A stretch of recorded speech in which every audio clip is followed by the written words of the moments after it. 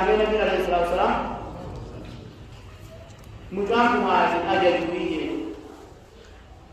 أربعون باقيا رأوا ركبان لاريتهم مجاك لدي بيساوي إيه خانا مجاك كمان تكرم رجال أربعون ركبان لاريت أو مجاك إيه لكن مو بريغاري جرو دي بيساوي نبي نرد كل كلام كمان ديبا مجاك على بلا كلام لازم يجي جيال أبا بكر عمر صدقات وقفت نبي ترى مكافأة بيتك في هذا الرأي إيه بس وانا جايبا الله أكبر وأنا ربي نبي محمد عليه الصلاة والسلام نور أمرين تاني خنا جهاتنا في الجود مجاهد من ما تديتها من جديد وادلاس النبي يقولي وما يريتما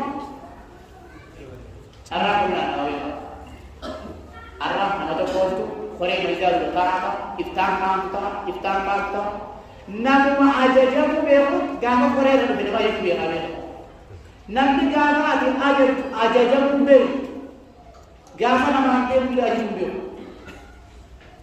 نما نجري بيجوا نما ترى قام يسافر نجرامي نبي قام نبي دروي نما هناتا قام وجيزر بيقول كم أبو جاب نبي قام أنت تدرك الركن مجا نبي توقف تجيبه مالك وسواس اللي قام يقول ما تلقى بس كذي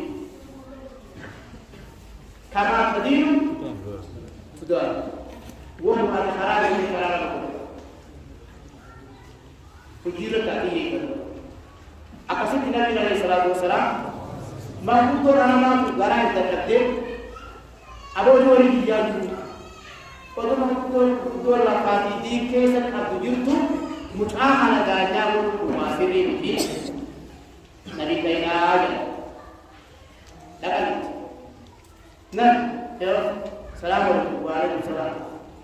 Mut'aha ka abbar satu de dur gabraya nibil soalnya mut'aha ni ga joles amara betul nigir Iro antara tiada ni pun kita ni wani jo, gota ni kham terus tu.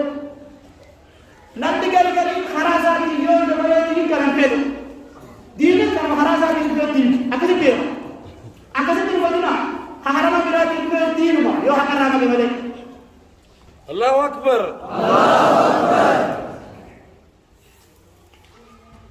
Amanah ni nak kembali lagi dari Islam. Jarak.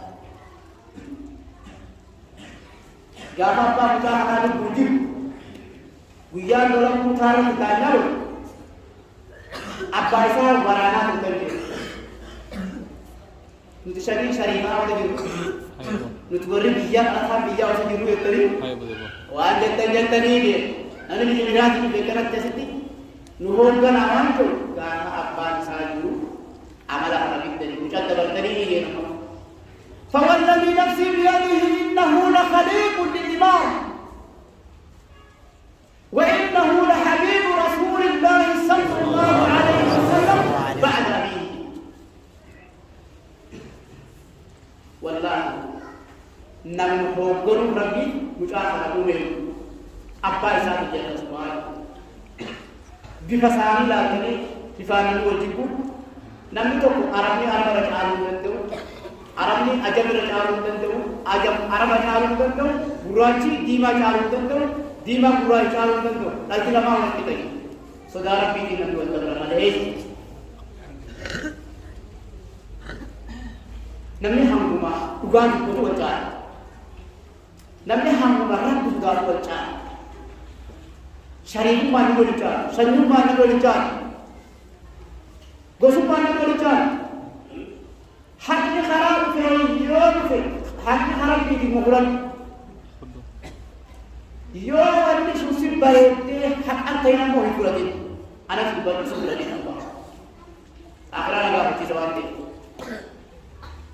Karena boleh ke anak bisi bisi. Untuk memberi keselama magala di dalam diambil. Wanda kan sudah. Gak betul? Dia bisa ikhtiar dari mana? جرجتني وصلتي جيبسان نمو بيتشادن ما جيبسان تقول لك